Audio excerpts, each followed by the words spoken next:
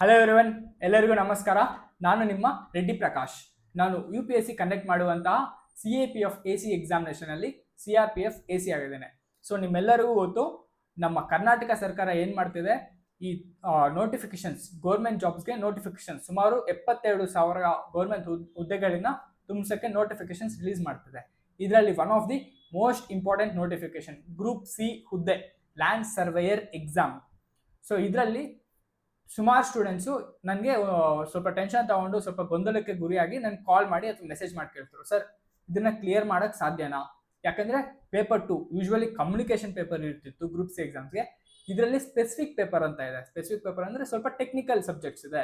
ಏನಪ್ಪ ಅದು ಅಂದರೆ ಮೇಯ್ನ್ ಆಗಿ modern surveying method sir. First ಈ ಸಬ್ಜೆಕ್ಟು ಹೊಸ ಸಬ್ಜೆಕ್ಟು ನಮ್ಗೆ ಹೆಂಗೆ ಅಂತಲೇ ಗೊತ್ತಿಲ್ಲ. ಎರಡನೇದು ಕಂಪ್ಯೂಟರ್ ಅವೇರ್ನೆಸ್ ಅಂತ ಇದೆ ಸರ್. ಓದಿದ್ದೀವಿ ಕಮ್ಯುನಿಕೇಷನಲ್ಲಿ, ಬಟ್ ಇದರಲ್ಲಿ ಸ್ವಲ್ಪ ಸಿವಿಲ್ದು ಮೆಕ್ಯಾನಿಕಲ್ ಇವೆಲ್ಲ ಮಿಕ್ಸ್ ಆಗಿರುವಂಥ CAD, computer aided designing, auto CAD ಇಂಥವೆಲ್ಲನೂ ಸ್ವಲ್ಪ ಬರುತ್ತೆ. ಅಂದರೆ ಇದರಲ್ಲಿ ಸ್ವಲ್ಪ ಟೂಲ್ಸ್ ಏನಕ್ಕೆ ಯೂಸ್ ಮಾಡ್ತಾರೆ, ಈ ಥರ ಕ್ವಶನ್ಸ್ ಎಲ್ಲೂ ಸ್ವಲ್ಪ ಬರ್ಬೋದು ಸರ್. ಅದ್ರ ಜೊತೆಗೇನೆ ನಮಗೆ ಮ್ಯಾಥ್ಸ್ ಅಂತ ಒಂದಿದೆ. ಮ್ಯಾಥ್ಸಲ್ಲಿ ಯೂಶ್ವಲಿ ಮೆಂಟಲ್ ಅಬಿಲಿಟಿ ಕೇಳ್ತೀವಿ ಸರ್ ಎಕ್ಸಾಮ್ಸಲ್ಲಿ, ಗ್ರೂಪ್ C ಎಕ್ಸಾಮ್ಸಲ್ಲಿ. ಬಟ್ ಈ ಸತಿ ಕೇಳಿರೋದು ಪ್ಯೂರ್ಲಿ ಮ್ಯಾಥಮೆಟಿಕ್ಸ್, ಈ school and college level mathematics. ಏನಪ್ಪ ಅದು ಅಂತಂದರೆ ಜಾಗ್ರಫಿ, ಆಲ್ಜಿಬ್ರಾ, ಕೆಲವೊಂದು ಅರಿಥ್ಮೆಟಿಕ್ಸು, ಮ್ಯಾಟ್ರಿಸಸ್ಸು, ಈ ಥರ ಕಾನ್ಸೆಪ್ಟ್ಸ್ ಇರುತ್ತೆ. ಸೊ ಇದನ್ನೆಲ್ಲ ಓದೋಕ್ಕೆ ಸಾಧ್ಯನಾ ಸರ್? ಟೈಮ್ ಬೇರೆ ಕಡಿಮೆ ಇದೆ. ನಾನು ಹೇಳ್ತೀನಿ, ಇದಕ್ಕೆ ಅಂತ ಶಾಂತ ಮಾರ್ಗ ಮತ್ತು ಅಪ್ಸ್ಮಾರ್ಟ್ IAS ಜೊತೆಗೆ ಬಂದು ಸ್ಟೂಡೆಂಟ್ಸ್ಗೆ ಒಂದು ಒಳ್ಳೆ ಕೋಚಿಂಗು, ಕರ್ನಾಟಕದಲ್ಲೇ ಬೆಸ್ಟ್ ಕೋಚಿಂಗ್ ಕೊಡಬೇಕು ಅಂತ ಅದಕ್ಕೆ ಸಬ್ಜೆಕ್ಟ್ ಸ್ಪೆಷಲಿಸ್ಟ್ನ ತೊಗೊಂಡ್ಬಂದು ನಿಮಗೆ ಕೋರ್ಸ್ ಮಾಡಿದ್ವಿ. ಆ ಅಸ್ತ್ರ ಹೆಸರೇ ಭೂವಿಜಯ. ಸೊ ಆ ಬ್ರಹ್ಮಾಸ್ತ್ರ ಹೆಸರೇ ಭೂವಿಜಯ. ಇದೆಲ್ಲರಿಗೂ ಗೊತ್ತಿದೆ. ನನಗೆ ಪರ್ಸ್ನಲಾಗಿ ತುಂಬ ಜನ ಕಾಲ್ ಮಾಡಿಬಿಟ್ಟು ಮೆಸೇಜ್ ಮಾಡಿ, ಸರ್ ಕ್ಲಾಸಸ್ ತುಂಬ ಚೆನ್ನಾಗಿದೆ, ಅರ್ಥ ಆಗ್ತಿದೆ ಅಂತ ಕೇಳಿದ್ರು. ನೀವು ಒಂದ್ಸತಿ ಡೆಮೋ ಕ್ಲಾಸ್ ನೋಡಿಲ್ಲ ಅಂತಂದರೆ ಡೆಮೋ ಕ್ಲಾಸ್ ಒಂದು 3 ಇದೆ ಯೂಟ್ಯೂಬಲ್ಲಿ, ಮಾಡರ್ನ್ ಸರ್ವೇಯಿಂಗ್ ಮೆಥಡ್ಸ್ನ, ಅದನ್ನ ನೋಡಿ ಗೊತ್ತಾಗುತ್ತೆ. ಸೊ ಇದೊಂದು. ಬಟ್ ಸುಮಾರು ಸ್ಟೂಡೆಂಟ್ಸು ಕೋರ್ಸ್ ಜಾಯ್ನ್ ಆಗೋಕ್ಕಾಗಿಲ್ಲ ಅಥವಾ ಬೇರೆ ಕಡೆ ಜಾಯ್ನ್ ಆಗಿದೆ. ಸೊ ಅವ್ರಿಗೂ ಏನಾದ್ರು ಮಾಡೋಣ ಶಾಂತ ಮಾರ್ಗ ಕಡೆಯಿಂದ ಅಂತ ಹೇಳಿ ಶಾಂತಪ್ಪ ಸರು ನಾನು ಕೂತ್ಕೊಂಡು ಏನು ಮಾಡ್ಬೋದು ಸರ್ ಅಂತ ಅಂದಾಗ ನಾವು ಸ್ವಲ್ಪ ಡಿಕೋಡ್ ಮಾಡಿದ್ದೇನೆ. Most important HYT questions. So MCQ questions, most important questions ಸ್ವಲ್ಪ ಡಿಕೋಡ್ ಮಾಡಿ ವಿತ್ ನೋಟ್ಸನ್ನೇ ಸ್ಟೂಡೆಂಟ್ಸ್ ಕೊಡೋಣ. ಈ ಥರ ಸುಮಾರು 50 ದಿನ ಮಾಡಿದ್ರು ಸುಮಾರು ನಿಮಗೆ ಒಂದು 500 ಕ್ವಶನ್ಸು, ಮೋಸ್ಟ್ ಇಂಪಾರ್ಟೆಂಟ್ 500 ಕ್ವಶನ್ಸು ನಿಮ್ಗೆ ಸಿಗುತ್ತೆ. ಸೊ ಇದು ಸಿಕ್ಕಿದಾಗ ನಿಮ್ಗೆ ಏನಾಗುತ್ತೆ, ನಿಮ್ಮ ಕಾನ್ಫಿಡೆನ್ಸ್ ಸ್ವಲ್ಪ ಜಾಸ್ತಿ ಇರುತ್ತೆ. ಒಂದು ಟೆಸ್ಟ್ ಸೀರೀಸು ಅಟೆಂಡ್ ಮಾಡ್ತೀರಾ ಒಂದು ಕಡೆ, ಸೇಮ್ ನಮ್ಮ ಭೂವಿಜಯದಲ್ಲಿ ಟೆಸ್ಟ್ ಸೀರೀಸ್ ಇದೆ. ಅದರಲ್ಲೂ ನಿಮಗೆ ಸುಮಾರು 15 ಟೆಸ್ಟ್ಗಳಿರುತ್ತೆ. ಅಂದರೆ ಸುಮಾರು 1000ಕ್ಕಿಂತ ಹೆಚ್ಚು ಕ್ವಶನ್ಸ್ ಸಾಲ್ವ್ ಮಾಡ್ತೀರಾ ಅದೊಂದು ಕಡೆ. ಅದ್ರ ಜೊತೆಗೆ ಇನ್ನೊಂದು 500 ಕ್ವಶನ್ಸ್ ಸಾಲ್ವ್ ಮಾಡಿ ಪೇಪರ್ 1 GK ಅಲ್ಲೂ ನೀವು ಒಂದು 2000 ಕ್ವಶನ್ಸ್ 1000 ಕ್ವಶನ್ಸ್ ಸಾಲ್ವ್ ಮಾಡಿದ್ರೆ ನೀವೇ ಯೋಚನೆ ಮಾಡಿ, ಸುಮಾರು ಒಂದು 3000 ಕ್ವಶನ್ಸ್ ಸಾಲ್ವ್ ಮಾಡಿಬಿಟ್ಟು ಡೈರೆಕ್ಟಾಗಿ ಎಕ್ಸಾಮ್ಗೆ ಹೋಗ್ತೀರಾ. ನಿಮ್ಮ ಕಾನ್ಫಿಡೆನ್ಸು, ಇಲ್ಲಿರೋ ಕಾನ್ಫಿಡೆನ್ಸ್ ಇಲ್ಲಿ ಬರುತ್ತೆ. ಸೊ ಅಲ್ವಾ? ಸೊ ಇದಕ್ಕೋಸ್ಕರ ನಾವು ಫ್ರೀ ಆಗೇನೆ ಡೈಲಿ 10 ಕ್ವಶನ್ಸ್ ಸಾಲ್ವ್ ಮಾಡೋಕ್ಕೆ ಟ್ರೈ ಮಾಡ್ತೀವಿ. ಇವತ್ತಿನ ಕ್ಲಾಸ್ನಲ್ಲಿ ಈ most important HYT questions module 1ನಿಂದ ಮಾಡರ್ನ್ ಸರ್ವೇಯಿಂಗ್ ಮೆಥಡ್ಸ್ ವಿಷಯದಲ್ಲಿ, ಅಂದರೆ ಮಾಡರ್ನ್ ಸರ್ವೇಯಿಂಗ್ ಮೆಥಡ್ಸ್ ಸಬ್ಜೆಕ್ಟ್ಸ್ನಿಂದ ಒಂದು 10 ಕ್ವಶನ್ಸ್ ಸಾಲ್ವ್ ಮಾಡ್ಕೊಳ್ಳೋಣ. ಎಸ್, ವಿತೌಟ್ ವೇಸ್ಟಿಂಗ್ ಟೈಮ್ ಅದನ್ನು ಸ್ಟಾರ್ಟ್ ಮಾಡೋಣ. So decoding 10 HYT MCQs modern surveying ಮೆಥಡ್ಸಿಂದ, which is 20% of the syllabus. 20 question ಈ ಸಬ್ಜೆಕ್ಟಿಂದ ಬರುತ್ತೆ. Very important 20 question. ಸೊ ನೋಡ್ರಪ್ಪ, ಫಸ್ಟ್ ಕ್ವಶನ್ ಏನು ಅಂತಂದರೆ simple question. Which photogrammetric parameter, ಅಂದರೆ ಫೋಟೋಗ್ರಾಮೆಟ್ರಿಯಲ್ಲಿ ಸುಮಾರು ಪ್ಯಾರಾಮೀಟರ್ಸ್ ಇದ್ದಾವೆ. ಏನದು? ಹೈಟು, ಪಿಕ್ಸೆಲ್ಲು, ಮತ್ತು focal length, lens type, active ಸೆನ್ಸರ್ಸಾ, ಪ್ಯಾಸಿವ್ ಸೆನ್ಸರ್ಸಾ, ಇವೆಲ್ಲನೂ ಇದ್ದಾವೆ. ಬಟ್ ಅವ್ರು ಕೇಳ್ತಿರೋದು ಈ ಫೋಟೋಗ್ರಾಮೆಟ್ರಿಕ್ ಪ್ಯಾರಾಮೀಟರ್ಸಲ್ಲಿ ಯಾವುದು ಮೇಯ್ನಾಗಿ ಈ ಸ್ಕೇಲ್ ಆಫ್ ಎನ್ ಏರಿಯಲ್ ಫೋಟೋಗ್ರಾಫ್ಗೆ ಇಂಪ್ಯಾಕ್ಟ್ ಆಗುತ್ತೆ. ಹಂಗಂದರೆ ಈ ಏರಿಯಲ್ ಛಾಯಾಚಿತ್ರದ ಏರಿಯಲ್ ಫೋಟೋಗ್ರಾಫು ಪ್ರಮಾಣವನ್ನು, ಅಂದರೆ ಸ್ಕೇಲ್ನ ಮುಖ್ಯವಾಗಿ ಯಾವ ಅಂಶ ನಿರ್ಧರಿಸುತ್ತದೆ? ಸ್ಕೇಲ್ ಅಂದರೆ ನಿಮ್ಗೆ ಗೊತ್ತೇ ಇರುತ್ತಲ್ಲ, ಸ್ಕೇಲ್ ಅಂತ ಅಂದರೆ ಈ ಥರ. ಇವಾಗ ನೀವು ಇಂಡಿಯಾ ಮ್ಯಾಪ್ನ ಯೂಶ್ವಲಿ ಒಂದು ಮ್ಯಾಪ್ ಇಮೇಜು ನಮ್ಮ ಶಾಲೆಗಳಲ್ಲಿ ಅಥವಾ ಕಾಲೇಜ್ನಲ್ಲಿ ಅಥವಾ ನಮ್ಮ ಮನೇಲಿ ಸ್ಟಡಿ ಪರ್ಪಸ್ ಗೋಡೆಗೆ ಅಂಟಿಸ್ಕೊಂಡಿರ್ತೀವಿ. ಇವಾಗ ಇದು ಇಂಡಿಯಾ ಮ್ಯಾಪ್ ಅಂತ ಅಂದರೆ, ಇವಾಗ ಇದು ಒಂದು ಇಂಡಿಯಾ ಮ್ಯಾಪ್ ಅಂತ ಅನ್ಕೊಂಡ್ರೆ ಅಂತ ಯಾಕಂತಿದ್ದೀನಿ ಅಂದರೆ ನಾನು ಕರೆಕ್ಟಾಗಿ ಡ್ರಾಯಿಂಗ್ ಮಾಡೋಕ್ಕೆ ಬರಲ್ಲ, ಅದರಿಂದ ಅನ್ಕೊಳ್ಳಿ ಅಂತ ಇದ್ದೀನಿ. ಇದೊಂದು ಇಂಡಿಯಾ ಮ್ಯಾಪ್ ಅನ್ಕೊಳ್ಳಿ. ಸೊ ಇವಾಗ ಈ ಇಂಡಿಯಾ ಮ್ಯಾಪ್ ಈ ಥರ ನಾವು ಪರ್ಚೇಸ್ ಮಾಡಿ ಬಂದಾಗ ಇಲ್ಲೊಂದು ಸ್ಕೇಲ್ ಹಾಕಿರ್ತಾರೆ. ಯಾರಾದರೂ ಅಬ್ಸರ್ವ್ ಮಾಡಿದ್ದೀರಾ? ಈ ಥರ ಒಂದು ಬಾಕ್ಸ್ ಹಾಕಿರ್ತಾರೆ. ಇಲ್ಲಿ ಬಾಕ್ಸ್ ಹಾಕ್ಬಿಟ್ಟು ಸ್ಕೇಲ್ ಅಂತ ಇಲ್ಲಿ ಬರೆದಿರ್ತಾರೆ. ಸ್ಕೇಲ್ ಅಂತ ಬರೆದು 1:400, 1:800, 1:1000, 1:10,000 ಅಂತ ಇಲ್ಲಿ ಬರೆದಿರ್ತಾರಲ್ಲ, ಇದೇ ಸ್ಕೇಲು. ಇದು ಸ್ಕೇಲ್ ಏನಪ್ಪ, ಇದು ಸ್ಕೇಲು ಅಂತಂದ್ರೆ ಎಷ್ಟು ನೀವು ಝೂಮ್ ಮಾಡ್ಬೋದು, ಎಷ್ಟು ಝೂಮ್ ಇನ್ ಅಥವಾ ಝೂಮ್ ಔಟ್ ಮಾಡ್ಬೋದು ಅನ್ನೋದೇ ಸ್ಕೇಲ್. ಸಿಂಪಲ್ ಆಗಿ ಒಂದು ಇಮೇಜ್ನ ನೀವು ಚಿಕ್ಕದಾಗಿ ನೋಡ್ಬೋದಾ ಅಥವಾ ಎಲ್ಲಾದ್ರ ಜೊತೆಗೆ ದೊಡ್ಡದಾಗಿ ನೋಡ್ಬೋದಾ. ಫಾರ್ ಎಕ್ಸಾಂಪಲ್, ನಾನು ಇಲ್ಲಿದ್ದೀನಿ, ನೀವೊಂದು 1 ಕಿಲೋಮೀಟರ್ ಆ ಕಡೆಯಿಂದ ನನ್ನ ಫೋಟೋ ತೆಗಿತೀರಾ. 1 ಕಿಲೋಮೀಟರ್ ಆ ಕಡೆಯಿಂದ ಫೋಟೋ ತೆಗೆದ್ರೆ ನೀವು ಏನಾಗುತ್ತೆ, ನನ್ನ ಜೊತೆಗೆ ನನ್ನ ಸುತ್ತಮುತ್ತ ಏನಿದೆಯೋ ಎಲ್ಲಾನು ಕವರ್ ಆಗಿ ಒಂದು ಫೋಟೋ ಅಲ್ಲಿ ಬರುತ್ತಾ. ಇನ್ನೊಂದು ಕೇಸು, ನೀವು ತುಂಬಾ ಹತ್ರ ಇದ್ದೀರಾ. ತುಂಬಾ ಹತ್ರ ಹೆಂಗೆ ಅಂತ, ನಾನು ಇಲ್ಲಿದ್ದೀನಿ, ನನ್ನ ಮುಂದೆನೆ ನೀವಿದ್ದೀರಾ, ಅವಾಗ ನನ್ನ ಫೋಟೋ ಹಿಡಿದ್ರೆ ಒಂದು ಪಾಸ್ಪೋರ್ಟ್ ಫೋಟೋ ಬಂದಂಗೆ ಇಷ್ಟ ಬರ್ತೀನಿ. ಬಟ್ ಆ ಕಡೆ ಈ ಕಡೆ ಏನು ಬರಲ್ಲ. ಅದಕ್ಕೆ ಅರ್ಥ ಏನು, zoom in and zoom out.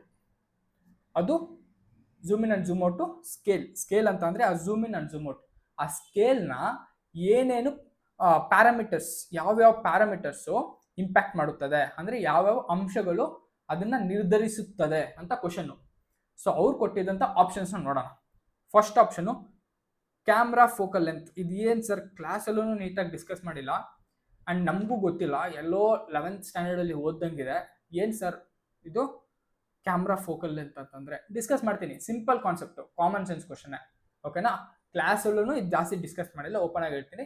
ಏನಕ್ಕೆ ಅಂದರೆ ಇಲ್ಲಿ ಡಿಸ್ಕಸ್ ಮಾಡೋಣ ಅಂತಲೇ ಅಲ್ಲಿ ಮಾಡಿಲ್ಲ. ಸೊ ಕ್ವಶನ್ಸ್ ಅಲ್ಲಿ ಕವರ್ ಮಾಡೋಣ. ಸಿಂಪಲ್ ಕಾನ್ಸೆಪ್ಟ್ ಇದೆ, ಬೇಸಿಕ್ ಕಾಮನ್ ಸೆನ್ಸ್ ಏನೇ ಇದು. Second, sensor size only. Sensor ಅಂತ ಅಂದರೆ ನಿಮಗೆ ಗೊತ್ತು, ಒಂದು ಕ್ಯಾಮ್ರಾ ಇರುತ್ತೆ, ಈ ಥರ ಒಂದು ಕ್ಯಾಮ್ರಾ ಇದ್ದರೆ ಇಲ್ಲಿ ಲೆನ್ಸ್ ಇರುತ್ತೆ, ಮತ್ತು ಇಲ್ಲಿ ಸೆನ್ಸರ್ಸ್ ಇರುತ್ತೆ, ಇಲ್ಲೂ ಸೆನ್ಸರ್ಸ್ ಇರುತ್ತೆ, ಇಲ್ಲಿ ಲೆನ್ಸ್ ಇರುತ್ತೆ. ನಾನು ಹೇಳಿದೆ ಫಸ್ಟ್ ಡೆಮೋ ಕ್ಲಾಸಲ್ಲಿ ಹೇಳಿದ್ದೀನಿ, ಈ ಥರ ನನ್ನ ಈ ಕ್ಯಾಮ್ರಾ ನೋಡಬೇಕು ಅಂದರೆ ಫಸ್ಟ್ ಇಲ್ಲಿಂದ ನಮಗೆ ಲೈಟ್ ಈ ರೀತಿ ಬರಬೇಕು, ಆ ಲೈಟು ವಾಪಸ್ ಇದ್ರ ಮೇಲೆ ಹೋಗ್ಬೇಕು, ಮತ್ತೆ ಅದು ರಿಫ್ಲೆಕ್ಟ್ ಆಗಬೇಕು, ಆವಾಗೇನೆ ಒಂದು ಇಮೇಜ್ ಹಿಡಿಯೋದು ಅಂತ ಹೇಳಿದ್ದೀನಿ. ಸೊ ಈ ಸೆನ್ಸರ್ಸು ಇವೆಲ್ಲ ಇದೆಯಲ್ಲ, ಇವ್ರು ಹೇಳ್ತಿರೋ ಸೆನ್ಸರ್ ಸೈಜ್ ಓನ್ಲಿ ಅಂತ. ಈ ಅಡ್ವಾನ್ಸ್ಮೆಂಟ್ ಎಲ್ಲ ಆಗ್ತಿದೆಯಾ, 10 ವರ್ಷ ಹಿಂದೆ ಕ್ಯಾಮ್ರಾ ನೋಡಿದ್ರೆ ಒಂದು ರೂಮ್ ಅಷ್ಟು ಸೈಜ್ ಇರ್ತಿತ್ತು. ಇವಾಗ ಕ್ಯಾಮ್ರಾ ನೋಡಿದ್ರೆ ಇಷ್ಟು ಆ್ಯಪಲ್ ಮೊಬೈಲ್ ಒಳಗೆ ಇಷ್ಟು ಕ್ಯಾಮ್ರಾ ಇದೆ. ಬಟ್ ಅಡ್ವಾನ್ಸ್ಮೆಂಟು ಯಾವ ರೀತಿ ಕ್ಯಾಮ್ರಾ ಇಮೇಜು ಎಷ್ಟು ಚೆನ್ನಾಗಿ ಬರ್ತಿದೆ ಅಂತಂದರೆ, ಮುಂಚೆ ಇದ್ದಿದ್ದು ಬ್ಲ್ಯಾಕ್ ಆ್ಯಂಡ್ ವೈಟ್ ಕ್ಯಾಮ್ರಾ ಕರೆಕ್ಟಾಗಿ ಇರೋದೇ ಇಲ್ಲ, ಫುಲ್ ಬ್ಲರು. ಬಟ್ ಇವಾಗ ಸಾಕಾದಾಗ ಬರುತ್ತೆ. ಸೈಜು ಇನ್ಕ್ರೀಸ್ ಆಗಿದೆ, ಕಡಿಮೆ ಆಗಿದೆಯಾ, ಕಡಿಮೆ ಆಗಿದೆ. ಅದಕ್ಕೆ ಅರ್ಥ ಏನು, ಸೈಜ್ ಮೇಲೆ ಡಿಪೆಂಡ್ ಆಗಲ್ಲ, ಬಟ್ ಅದರೊಳಗಿರೋ ಅಂಶಗಳ ಮೇಲೆ ಡಿಪೆಂಡ್ ಆಗುತ್ತೆ. ಮತ್ತೆ ಅದನ್ನ ಹೆಂಗೆ ತೆಗಿತಾರೆ, ಯಾರು ತೆಗಿತಾರೆ, ಇದ್ರ ಮೇಲೆ ಡಿಪೆಂಡ್ ಆಗುತ್ತೆ. ಇಮೇಜು ಸೈಜ್ ಮೇಲೆ ಡಿಪೆಂಡ್ ಆಗಲ್ಲ. ಇದನ್ನ ತೆಗ್ದಾಕ್ಬಿಡ್ಬೋದಾ, common sense. Next aircraft speed. ಇವಾಗ ಏರ್ ಕ್ರಾಫ್ಟ್ ಸ್ಪೀಡ್ ಅಂತ ಹೇಳ್ತೀರಾ ಅಂದರೆ ಇದಕ್ಕೆ ಅರ್ಥ ಏನು ಅಂತಂದರೆ, ನಾ ಇಲ್ಲಿದ್ದೀನಿ, ಏರಿಯಲ್ ಫೋಟೋಗ್ರಾಫ್ ಅಂದರೆ ಇಲ್ಲೊಂದು ಡ್ರೋನ್ ಇರುತ್ತೆ, ಈ ಡ್ರೋನ್ ನನ್ನ ಫೋಟೋ ಹಿಡಿತಿದೆ ಅಂತ ಅರ್ಥ ಏರಿಯಲ್ ಫೋಟೋಗ್ರಾಫ್ ಅಂದರೆ. ಸೊ ಇದು ಏರ್ ಕ್ರಾಫ್ಟ್, ಡ್ರೋನು ಅಥವಾ ಏರ್ ಕ್ರಾಫ್ಟ್ ಏನೋ ಒಂದು, ಅದು ಎಷ್ಟು ಸ್ಪೀಡಲ್ಲಿ ಹೋಗ್ತಿದೆ ಅನ್ನೋದು ನನಗೆ ಝೂಮ್ ಇನ್ನು ಝೂಮ್ ಔಟ್ ಮೇಲೆ ಮ್ಯಾಟ್ರ್ ಆಗಲ್ಲ. ಎಷ್ಟು ಸ್ಪೀಡಲ್ಲಿ ಹೋಗ್ತಿದೆ ಅನ್ನೋದು ನನ್ನ ಝೂಮ್ ಇನ್ ಮಾಡಿ ಫೋಟೋ ತೆಗೆಯುತ್ತೆ, ಝೂಮ್ ಔಟ್ ಮಾಡಿ ಫೋಟೋ ತೆಗೆಯುತ್ತೆ ಅಂತ ಮ್ಯಾಟ್ರ್ ಆಗಲ್ಲ. ಫಾರ್ ಎಕ್ಸಾಂಪಲ್, ನಾನು ನಿಂತ್ಕೊಂಡು ಅಷ್ಟು ದೂರದಿಂದ ಫೋಟೋ ತೆಗೆದ್ರು ನಿಮ್ಮನ್ನ, ನೀವೊಂದು ಆ ಕಡೆ ಇದ್ದೀರಾ ಅನ್ಕೊಳ್ಳಿ, 1 ಕಿಲೋಮೀಟರ್ ಆ ಕಡೆ ಇದ್ದೀರಾ, ನಾನು ಫೋಟೋ ತೆಗೆದು ನಾನು ನಿಂತ್ಕೊಂಡು ತೆಗೆದ್ರು ನೀವು ಅಷ್ಟೇ ಬರ್ತೀರಾ. ಒಂದು ಆ ಕಡೆ ಸ್ವಲ್ಪ ಜೋರಾಗಿ ಓಡ್ಕೊಂಡು ಹೋಗಿ ತೆಗೆದ್ರು ಆ ಕಡೆ ಅಷ್ಟೇ ಇದು ಬರ್ತೀರಾ. ಬಟ್ ದೂರ ಇದೀನ ಹತ್ರ ಇದೀನ ಅದ್ರ ಮೇಲೆ ಡಿಪೆಂಡ್ ಆಗುತ್ತೆ. ಅಥವಾ ನಡ್ಕೊಂಡು ಹೋಗ್ತೀವಿನ ಅದು ಡಿಪೆಂಡ್ ಆಗಲ್ಲ, ಅಂದರೆ ಸ್ಪೀಡ್ ಮೇಲೆ ಡಿಪೆಂಡ್ ಆಗಲ್ಲ. Next flying height above the ground and focal length. Flying right above ಅಂದರೆ ಹೈಟು, ಈ ಡ್ರೋನು ಅಂದರೆ ಈ ಏರ್ ಕ್ರಾಫ್ಟು ಎಷ್ಟು ದೂರ ಇದೆ, ನನ್ನಿಂದ ಎಷ್ಟು ದೂರ ಇದೆ ಅದೊಂದು, ಮತ್ತು ಫೋಕಲ್ ಲೆಂತು. ಈ ಎರಡೂ ಮ್ಯಾಟ್ರ್ ಆಗುತ್ತೆ, ಈ 2 ಅಂಶಗಳೂ ಮ್ಯಾಟ್ರ್ ಆಗುತ್ತೆ ಅಂತ ಹೇಳ್ತಿದ್ದಾರೆ. ಒಂದು ಹೈಟ್ ಅಂತೂ ನಿಮ್ಗೆ ಗೊತ್ತಾ, ನಾನು ಹೇಳಿದೆ 1 ಕಿಲೋಮೀಟರ್ ಆ ಕಡೆ ಇದ್ದೀರಾ ಅಂದರೆ ನಾನು ಚಿಕ್ಕದಾಗಿ ಕಾಣಿಸಿ, ನನ್ನ ಸುತ್ತಮುತ್ತ ಏನಿದೆಯೋ ತುಂಬಾನೇ ಕಾಣಿಸುತ್ತೆ ಅಂತ. ಹತ್ರ ಇದ್ರೆ ಒಂದು ಸೆಲ್ಫಿ ಕ್ಯಾಮ್ರಾ ಅಥವಾ ಫೋಟೋ, ಪಾಸ್ಪೋರ್ಟ್ ಸೈಜ್ ಫೋಟೋ ತೆಗ್ದಂಗೆ ತುಂಬ ದೊಡ್ಡದಾಗಿ ಕಾಣಿಸ್ತೀನಿ, ಬಟ್ ಸುತ್ತಮುತ್ತ ಇರೋದೇನು ಕಾಣಿಸಲ್ಲ, ಅಂದರೆ ಝೂಮ್ ಔಟು ಝೂಮ್ ಇನ್ ಆಗುತ್ತೆ. ಅದಕ್ಕೆ ಹೆಸರು ಲೆಂತು, ಎಷ್ಟು ಹೈಟಲ್ಲಿ ಇದ್ದೀವಿ ಅಂತ ಮ್ಯಾಟ್ರ್ ಆಗುತ್ತೆ. ಈ ಡ್ರೋನ್ ಏನಿದೆಯೋ ಎಷ್ಟು ಹೈಟಿಂದ ಫೋಟೋ ತೆಗೆದು ಅನ್ನೋದು ಮ್ಯಾಟ್ರ್ ಆಗುತ್ತೆ. ಸೊ ಹೈಟ್ ಒಂದು ಕ್ಲಿಯರ್ ಆಯಿತು. ಸೊ ಇದರಿಂದ ನಿಮ್ಗೆ ಏನರ್ಥ ಆಯಿತು, ಈ ಹೈಟ್ ಕ್ಲಿಯರ್ ಆಯಿತು ಅಂತಂದರೆ ಹೈಟ್ ಬೇರೆ ಯಾವ ಆಪ್ಷನಲ್ಲಿ ಇಲ್ಲ. So focal length automatically correct. ಈ ಥರ ಎಲಿಮಿನೇಷನ್ ಟೆಕ್ನಿಕ್ಸನ್ನು ನಾವು ಯೂಸ್ ಮಾಡ್ಬೋದು ಎಕ್ಸಾಮಲ್ಲಿ. ಏನು, ಫಸ್ಟೇ ಸೆನ್ಸರ್ ಸೈಜು ಅಲ್ಲೇ ತೆಗೆದುಬಿಟ್ರಿ, ಏರ್ ಕ್ರಾಫ್ಟ್ ಸ್ಪೀಡು ಅಲ್ಲೇ ತೆಗೆದುಬಿಟ್ರಿ. ನೆಕ್ಸ್ಟು ಹೈಟ್ ಒಂದು ಮ್ಯಾಟ್ರ್, ಫೋಕಲ್ ಲೆಂತ್ ಗೊತ್ತಿರಲಿಲ್ಲಪ್ಪ ನಮಗೆ, ಹೈಟ್ ಒಂದು ಮ್ಯಾಟ್ರ್ ಆಗುತ್ತೆ ಅಂತ ಗೊತ್ತಿತ್ತು. ಸೊ ಹೈಟ್ ಇರೋದು ಇದೊಂದು ಆಪ್ಷನು, ಅದ್ರ ಜೊತೆ ಫೋಕಲ್ ಲೆಂತ್ ಇದೆ. So focal length correct, option B is the correct answer. ಇಲ್ಲಿ ನೋಡಿ, option B is the correct answer ಅಂತ ಇಲ್ಲಿ ಹೇಳ್ತಿದ್ದಾರೆ. ಬಟ್ ಫೋಕಲ್ ಲೆಂತ್ ಏನು ಅಂತಲೂ ಒಂದು ಡಿಸ್ಕಷನ್ ಮಾಡೇ ಬಿಡೋಣ. ಫೋಕಲ್ ಲೆಂತ್ ಹೆಂಗೆ ಮ್ಯಾಟ್ರ್ ಆಗುತ್ತೆ, ಝೂಮ್ ಇನ್ ಆಗೋಕ್ಕೆ, ಝೂಮ್ ಔಟ್ ಆಗೋಕ್ಕೆ, ಅದು ಏನು ಅಂತಲೂ ಒಂದು ಡಿಸ್ಕಷನ್ ಮಾಡಿಬಿಡೋಣ, ಆಯಿತಾ. ಸೊ ಇವಾಗ ಇದು 2 ಥರ ಕ್ಯಾಮ್ರಾ ಅಂದ್ಕೊಳ್ಳಿ, ಇದೊಂದು ಕ್ಯಾಮ್ರಾ ಮತ್ತು ಇದೂ ಒಂದು ಕ್ಯಾಮ್ರಾ. ಇದು ನಾನು RP, ಸೇಮ್ ಅಷ್ಟೇ ಡಿಸ್ಟೆನ್ಸಲ್ಲಿ ಇದ್ದೀನಿ ಆರ್ ಪಿ. ಇಲ್ಲಿದ್ದಂಗೆ ಇಲ್ಲೂ ಇದ್ದೀನಿ. ಸೊ ನಾನೇನು ಹೇಳಿದೆ, ಇಲ್ಲಿ ಸೆನ್ಸರ್ಸ್ ಇರುತ್ತೆ, ಇಲ್ಲಿ ಲೆನ್ಸ್ ಇರುತ್ತೆ. ಇದು ಸೆನ್ಸರು, ಇದು ಲೆನ್ಸು. ಇದು ಸೆನ್ಸರ್ ಆಗಿರುತ್ತೆ, ಇದು ಸೆನ್ಸರು, ಇದು ಲೆನ್ಸು, ಸೆನ್ಸರು ಲೆನ್ಸು. ಇದು ಅರ್ಥ ಆಯ್ತಲ್ಲ. ಇವಾಗ ನಾನೇನು ಹೇಳಿದೆ, ಫಸ್ಟ್ ಕ್ಲಾಸಲ್ಲಿ ಫೋಟೋ ಇಡಬೇಕು ಅಂತಂದರೆ ಒಂದು ಲೈಟ್ ಬೀಳಬೇಕು, ಆ ವಸ್ತು ಮೇಲೆ ಒಂದು ಲೈಟ್ ಬಿದ್ದು ವಾಪಸ್ ಅದು ಹೋಗ್ಬೇಕು, ರಿಫ್ಲೆಕ್ಟ್ ಆಗಬೇಕು, ಅವಾಗ ಅದು ಫೋಟೋ ಹಿಡಿಯುತ್ತೆ ಅಂತ. ಇವಾಗ ಇದರಿಂದ ಸೆನ್ಸರ್ಸಿಂದ ಲೈಟ್ ಬರಬೇಕು. ಬೀಟ್ ಆ ಪ್ಯಾಸಿವ್ ಸೆನ್ಸರ್ಸ್ ಇದ್ದರೆ ಸನ್ಲೈಟಿಂದ ಬರುತ್ತೆ, ಆಕ್ಟಿವ್ ಸೆನ್ಸರ್ಸ್ ಇದ್ದರೆ ಅದಾಗಿರೋ ಲೈಟು ಅದನ್ನೇ ಲೈಟ್ ಕ್ರಿಯೇಟ್ ಮಾಡಿ ಕೊಡುತ್ತೆ. ಇದೆಲ್ಲನೂ ಕ್ಲಾಸಲ್ಲಿ ಹೇಳಿದ್ದೀನಿ, ಫಸ್ಟ್ ಸೆಕೆಂಡ್ ಕ್ಲಾಸಲ್ಲೇ ಹೇಳಿದ್ದೀನಿ, ಡೆಮೋ ಕ್ಲಾಸಸ್ಸಲ್ಲಿ ಭೂವಿ ಜೆಪೋರ್ಸ್ ತಗೊಂಡಿರೋರ್ಗೂ ಹೇಳಿದ್ದೀನಿ. ಇದು ನೀಟಾಗಿ ಇದು ನಿಮ್ಗೆ ಅರ್ಥ ಆಯ್ತಲ್ಲ. ಆಕ್ಟಿವ್ ಸೆನ್ಸರ್ಸು ಪ್ಯಾಸಿವ್ ಸೆನ್ಸರ್ಸು ತುಂಬ important. Active sensors and passive sensors very important HYT ಬಂದೇ ಬರುತ್ತೆ ಎಕ್ಸಾಮಲ್ಲಿ, ಆಯಿತಾ. ಸೊ ಇವಾಗ ನಾನೇನು ಹೇಳ್ತೀನಿ, ಈ ರೀತಿ ಲೈಟ್ ಬರುತ್ತೆ, ಇದರಲ್ಲಿ ಕನ್ವರ್ಜ್ ಆಗಿಬಿಟ್ಟು ಮತ್ತೆ ಹಿಂಗೆ ಡೈವರ್ಜ್ ಆಗುತ್ತೆ, ಕನ್ವರ್ಜ್ ಆಗಿಬಿಟ್ಟು ಮತ್ತೆ ಡೈವರ್ಜ್ ಆಗುತ್ತೆ. ಇದೇನಿದು ಲೈಟು ಕನ್ವರ್ಜ್ ಆಗುತ್ತೆ ಲೆನ್ಸ್ ಮೇಲೆ, ಮತ್ತೆ ಲೆನ್ಸಿಂದ ಡೈವರ್ಜ್ ಆಗುತ್ತೆ. ಸೊ ಈ ಡೈವರ್ಜ್ ಆಗೋಕ್ಕೆ ಇದು angle of view.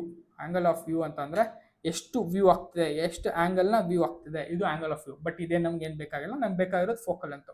Focal length ಬಂದ್ಬಿಟ್ಟು ಈ ಆಪ್ಟಿಕಲ್ ಡಿಸ್ಟೆನ್ಸು, ಇದು ಎಷ್ಟು ಡಿಸ್ಟೆನ್ಸ್ ಇದೆ, ಇಲ್ಲಿಂದ ಇಲ್ಲಿವರೆಗೂ ಎಷ್ಟು ಡಿಸ್ಟೆನ್ಸ್ ಇದೆ ಅನ್ನೋದು ಫೋಕಲ್ ಲೆಂತು. ಸೊ ಈ ಫೋಕಲ್ ಲೆಂತು ಇದಕ್ಕಿಂತ ಸ್ವಲ್ಪ ಜಾಸ್ತಿ ಇದೆಯಾ? ಸೊ ಈ ಕ್ಯಾಮ್ರಾ ನೋಡಿ, ಈ ಫೋಕಲ್ ಲೆಂತ್ ಇದು ಕಡಿಮೆ ಇದೆ, ಇದಕ್ಕಿಂತ ಸ್ವಲ್ಪ ಜಾಸ್ತಿ ಇದೆ. ಇಷ್ಟು ನಾನು ಕಾಣಿಸ್ತೀನಿ, ನನ್ನ ಸುತ್ತಮುತ್ತ ಸ್ವಲ್ಪ ಹೆಚ್ಚು ಕಡಿಮೆನೂ ಕಾಣಿಸ್ತಿದೆ. ಇವಾಗ ಈ ಫೋಕಲ್ ಲೆಂತ್ ನೋಡಿ, ಇಲ್ಲಿಂದ ಲೈಟ್ ಬರ್ತಾ ಇದೆ, ಲೈಟ್ ಬಂದು ಇದ್ರ ಮೇಲೆ ಬಿದ್ದು ಸೇಮ್ ಅದೇ ಆ್ಯಂಗಲಲ್ಲಿ ಡಿಸ್ಪರ್ಸ್ ಆಗ್ತಿದೆ. ಇವಾಗ ನೋಡಿ, ಇವಾಗ ನಾನು ಕಾಣಿಸ್ತೀನಿ, ನನ್ನ ಸುತ್ತಮುತ್ತ ಇರೋ ವಸ್ತುಗಳು ಮತ್ತು ಪ್ರದೇಶ ಇದೂ ಕಾಣಿಸ್ತಿದೆ. ಅಂದರೆ ಇಲ್ಲಿ ಝೂಮ್ ಔಟ್ ಆಗಿದೆ, ಇಲ್ಲಿ ಝೂಮ್ ಇನ್ ಆಗಿದೆ. ಅಂದರೆ ಇದಕ್ಕೆ ಸ್ಕೇಲ್ ಬೇರೆ ಇದೆ, ಸ್ಕೇಲು ಡಿಫ್ರೆಂಟ್ ಇದೆ. ಇದು ಝೂಮ್ ಇನ್ನು ಝೂಮ್ ಔಟ್ ಆಗಿದೆ. ಇಲ್ಲಿ ಫೋಕಲ್ ಲೆಂತು ಕಡಿಮೆ ಇದೆ. ಯಾವುದು ಕಡಿಮೆ ಇದೆ, ಯಾವುದು ಜಾಸ್ತಿ ಇದೆ, ಇದು ಇಂಪಾರ್ಟೆಂಟ್ ಆಗುತ್ತೆ. ಫೋಕಲ್ ಲೆಂತ್ ಕಡಿಮೆ ಆದಾಗ ಸ್ಕೇಲು ಜಾಸ್ತಿ ಆಗುತ್ತೆ, ಕಡಿಮೆ ಆಗುತ್ತಾ. ಫೋಕಲ್ ಲೆಂತು ಕಡಿಮೆ ಇದ್ದಾಗ ಸ್ಕೇಲ್ ಜಾಸ್ತಿ ಆಗುತ್ತೆ, ಕಡಿಮೆ ಆಗುತ್ತೆ, ಇದು ಇಂಪಾರ್ಟೆಂಟು. ಬಟ್ ಅದರೊಂದಿಗೆ ನಿಮ್ಗೆ ಅರ್ಥ ಆಗಿದ್ದೇನೋ, ಫೋಕಲ್ ಲೆಂತು ಚೇಂಜ್ ಆಯಿತು ಅಂತಂದರೆ ಸ್ಕೇಲು ಚೇಂಜ್ ಆಗುತ್ತಪ್ಪ. ಅರ್ಥ ಆಯ್ತಲ್ಲ. Simple concept, basic common sense. ಇವೇನು ಗೊತ್ತಿಲ್ಲದೇನೋ ನೀವು ಎಲಿಮಿನೇಷನ್ ಟೆಕ್ನಿಕ್ ಯೂಸ್ ಮಾಡಿಕೊಂಡು ಈ ಕ್ವಶನ್ನ ಸಾಲ್ವ್ ಮಾಡ್ಬೋದು. ಗೊತ್ತಿದ್ರೆ ಇನ್ನೂ ಈಸಿ, ಡೈರೆಕ್ಟಾಗಿ ಏನು ಸಾಲ್ವ್ ಮಾಡೋ ಅವಶ್ಯಕತೆ ಇಲ್ಲ, ಏನು ಈ ಡಯಾಗ್ರಾಮ್ ಬಿಡಿಸೋ ಅವಶ್ಯಕತೆ ಏನೂ ಇಲ್ಲ. ಗೊತ್ತಿರುತ್ತೆ, ಡೈರೆಕ್ಟಾಗಿ ಆನ್ಸರ್ ಸೆಲೆಕ್ಟ್ ಮಾಡ್ಕೊಂಡು ಮುಂದಕ್ಕೆ ಹೋಗ್ತಾ ಇರೋದೆ. ಅದು ಸೆಕೆಂಡ್ ಕ್ವಶನು, ಆಯಿತಾ. ಸೊ ಇನ್ನೊಂದೇನು, ಹೈಟ್ ಹೆಂಗೆ ಅಂತ ಗೊತ್ತಾಯ್ತಲ್ಲ. ಸೊ ಸ್ಕೇಲ್ಗೆ ಒಂದು ಫಾರ್ಮುಲಾ ಇದೆ. ಸ್ಕೇಲ್ಗೊಂದು ಫಾರ್ಮುಲಾ ಇದೆ. Scale is equals to F/H. ಇದು ಹೇಳಿದ್ನಲ್ಲ, ನಾವೇನಾದ್ರು ದೂರದಿಂದ ಫೋಟೋ ತೆಗೆದ್ರೆ ಸ್ಕೇಲ್ ಕರೆಕ್ಟಾಗಿ ಬರೋಲ್ಲ, ಅಂದರೆ ಸ್ಕೇಲ್ ಕಡಿಮೆ ಬರುತ್ತೆ. ಸ್ಕೇಲ್ ಕಡಿಮೆ ಅಂತಂದರೆ 1:800 ಆ ಥರ ಬರುತ್ತೆ. ಸೊ ಈ ಥರ ಬಂದಾಗ ಏನಾಗುತ್ತೆ ಅಂದರೆ ನಾವು ಝೂಮ್ ಔಟ್ ಆಗಿಬಿಡ್ತೀವಿ, ನಮ್ಮ ಸುತ್ತಮುತ್ತ ಏನೇನಿದೆ ತುಂಬ ಕಾಣಿಸುತ್ತೆ. ಹತ್ರದಿಂದ ಫೋಟೋ ತೆಗೆದ್ರೆ ಸ್ಕೇಲು ಸ್ವಲ್ಪ ಜಾಸ್ತಿ ಆಗುತ್ತೆ. ಅಂದರೆ scale is inversely proportional to height, aerial sensor height ಅಂದರೆ lens height. Scale is directly proportional to focal length. ಈ ಥರ ಸ್ಕೇಲ್ ಜಾಸ್ತಿ ಅಂದರೆ ಫೋಕಲ್ ಲೆಂತ್ ಜಾಸ್ತಿ ಇದ್ದರೆ ಇಲ್ಲಿ ಝೂಮ್ ಇನ್ ಜಾಸ್ತಿ ಆಗುತ್ತೆ, ಸ್ಕೇಲು ಜಾಸ್ತಿ ಆಗುತ್ತೆ. ಇದು ಅರ್ಥ ಆಯ್ತಲ್ಲ, ಸಿಂಪಲ್ ಕಾನ್ಸೆಪ್ಟು. ಸೊ ಇದ್ರ ಆನ್ಸರ್ ಬಿ, ಇದಕ್ಕೆ ಆನ್ಸರು. ಇಂಪಾರ್ಟೆಂಟ್ ಕ್ವಶನು, ಕಾನ್ಸೆಪ್ಟನ್ನು ಹೇಳಿದ್ದೀನಿ. ನೆಕ್ಸ್ಟ್ ಕ್ವಶನ್ ಇನ್ನು ಮಿಕ್ಕಿರೋದಲ್ಲ, ಫಸ್ಟ್ ಕ್ವಶನ್ ಮಾತ್ರ ಕಷ್ಟ ಹೇಳಿದ್ದೀನಿ, ಉಳಿದಿರೋವೆಲ್ಲನೂ ತುಂಬ ಈಸಿ ಕ್ವಶನ್ಸ್ ಹಿಂಗೆ ಬರುತ್ತೆ ಎಕ್ಸಾಮಿನೇಷನ್ಸಲ್ಲೂ.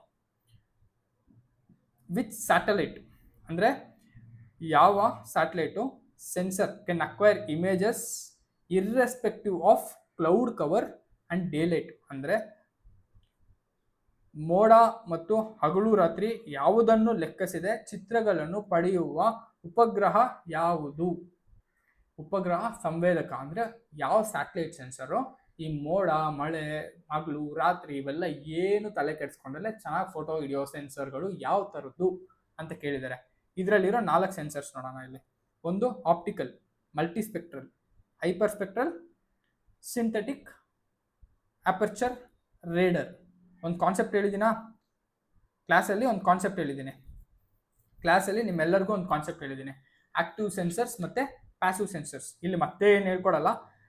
ಆಕ್ಟಿವ್ ಸೆನ್ಸರ್ಸ್ ಅಂದರೆ ಅದರದ್ದೇ ಒಂದು ಲೈಟ್ ಯೂಸ್ ಮಾಡಿಕೊಂಡು, ಲೈಟು ಇದ್ರ ಮೇಲೆ ಬೀಳುತ್ತೆ, ಆಬ್ಜೆಕ್ಟ್ ಮೇಲೆ ಬೀಳಿಸುತ್ತೆ, ಅದು ರಿಫ್ಲೆಕ್ಟ್ ಆಗಿರೋ ಲೈಟ್ ಮೇಲೆ ಬೇಸಿಸ್ ಮೇಲೆ ನಮಗೆ ಇಮೇಜ್ ಫಾರ್ಮ್ ಆಗುತ್ತೆ. ಪ್ಯಾಸಿವ್ ಸೆನ್ಸರ್ಸ್ ಏನು ಮಾಡುತ್ತೆ ಅಂದರೆ ಸೂರ್ಯನ ಬೆಳಕನ್ನು ಯೂಸ್ ಮಾಡಿಕೊಂಡು ಅದ್ರ ರಿಫ್ಲೆಕ್ಷನ್ ಮೇಲೆ ಇಮೇಜ್ ಹಿಡಿಯುತ್ತೆ.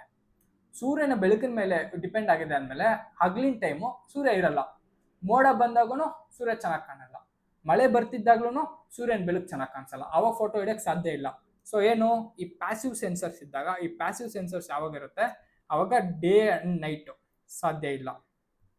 ಮತ್ತು ಈ ರೈನು ಅಂದರೆ ಮೋಡ ರೈನು ಈ ಥರ ಇದ್ದಾಗ್ಲೂ ಸಾಧ್ಯ ಇಲ್ಲ.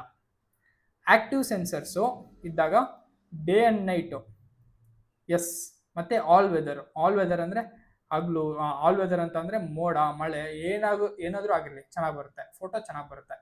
ಸೊ ಈ ಪ್ಯಾಸಿವ್ ಸೆನ್ಸರ್ಸ್ ಎಲ್ಲೆಲ್ಲಿ ಯೂಸ್ ಮಾಡ್ತಾರೆ ಅಂದರೆ ಆಪ್ಟಿಕಲ್ ಸ್ಯಾಟಲೈಟ್ಸಲ್ಲಿ ಯೂಸ್ ಮಾಡ್ತಾರೆ, ಆಪ್ಟಿಕಲ್ ಸ್ಯಾಟಲೈಟ್ ಯೂಸ್ ಮಾಡ್ತಾರೆ, ಮತ್ತು ಸ್ಪೆಕ್ಟ್ರಲ್ ಸ್ಯಾಟಲೈಟ್ಸಲ್ಲೂ ಯೂಸ್ ಮಾಡ್ತಾರೆ. Spectral satellite hyper spectral satellites ಇಲ್ಲಿ ಯೂಸ್ ಮಾಡ್ತಾರೆ. ಈ ಆಕ್ಟಿವ್ ಸೆನ್ಸರ್ಸ್ ಎಲ್ಲೆಲ್ಲಿ ಯೂಸ್ ಮಾಡ್ತಾರೆ ಅಂದರೆ ಈ ರೇಡಾರ್ ಅಂತ ಎಲ್ಲೆಲ್ಲಿ ಇರುತ್ತೆ, ರೇಡಾರ್ ಅನ್ನೋ ವರ್ಡ್ ಎಲ್ಲೆಲ್ಲಿ ಇರುತ್ತೆ ಅಲ್ಲೆಲ್ಲಾನು ಆಕ್ಟಿವ್ ಸೆನ್ಸರ್ಸ್ ಯೂಸ್ ಮಾಡ್ತಾರೆ. ಎಲ್ಲೆಲ್ಲಿ ಅಂತಂದರೆ ಒಂದು ಸಿಂಥೆಟಿಕ್ ಅಪರ್ಚರ್ ರೇಡಾರ್ SAR ಅಲ್ಲೂ ಆಕ್ಟಿವ್ ಸೆನ್ಸರ್ಸ್ ಯೂಸ್ ಮಾಡೋದು. ಇನ್ನೊಂದು ಲೀಡಾರ್ ಅಂತ ಒಂದು ಡಿವೈಸ್ ಇದೆ, ಅದು ಸ್ಯಾಟಲೈಟ್ ಡಿವೈಸ್ ಅಲ್ಲ, ಅದು ಲೇಸರ್ ಡಿವೈಸು.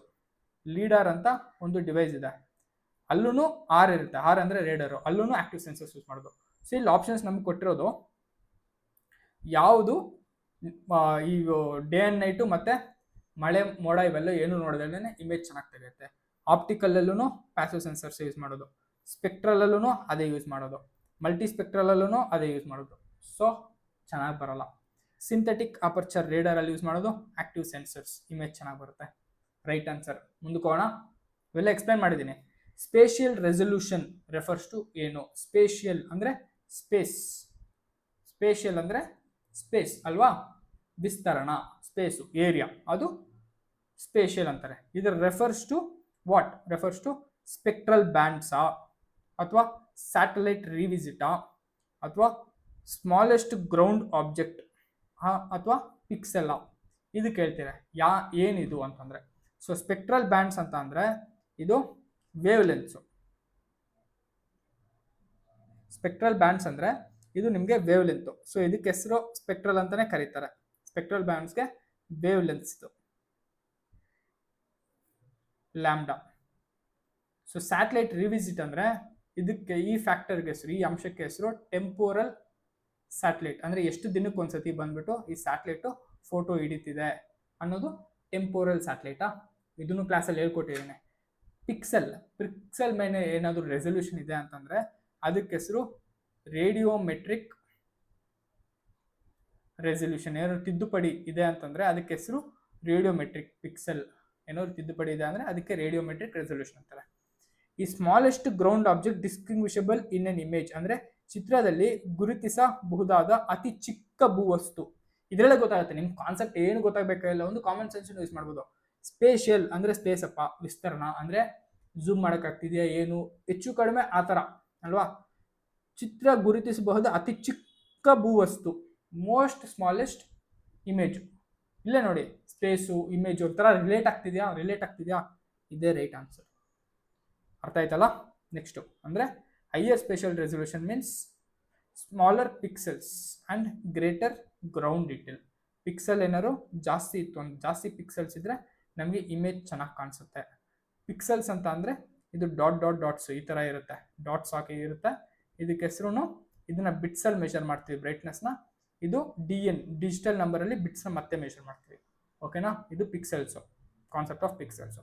ನೆಕ್ಸ್ಟು, ಉಪಗ್ರಹವು ಅದೇ ಪ್ರದೇಶದಲ್ಲಿ ಎಷ್ಟು ಬಾರಿ ಮರುಭೇಟಿ ಮಾಡುತ್ತದೆ ಎಂಬುದನ್ನು ಯಾವ ರೆಸಲ್ಯೂಷನ್ ಸೂಚಿಸುತ್ತದೆ? ಅಂದರೆ satellite, which type of satellite indicates how frequently ಆ ಸ್ಯಾಟಲೈಟ್ ರಿವಿಸಿಟ್ಸ್ ದಿ ಸೇಮ್ ಲೊಕೇಶನ್. ಅದೇ ಲೊಕೇಶನ್ ಮತ್ತೆ ಬರ್ತಿದೆ ಅಂದರೆ ಯಾವ ರೆಸಲ್ಯೂಷನ್ ಅದನ್ನು ಗುರುತಿಸುತ್ತದೆ ಅಂದರೆ ಇಲ್ಲಿ ಇಲ್ಲೊಂದು ನೋಡಿದ್ದೇವಲ್ಲ ನಾವು, ಇಲ್ಲಿ ನೋಡಿ, ಫ್ರೀಕ್ವೆನ್ಸಿ ಆಫ್ ಸ್ಯಾಟಲೈಟ್ ವಿಸಿಟ್ ಅಂದರೆ ಉಪಗ್ರಹ ಮರುಭೇಟಿಯ ಅವಧಿ ಎಷ್ಟು ಸತಿಗೆ ಒಂದ್ಸತಿ ಬಂದು ನೋಡ್ತಿದೆ ಅಂದರೆ ಅದಕ್ಕೆ ಹೆಸರು ಟೆಂಪೋರಲ್ ರೆಸಲ್ಯೂಷನ್.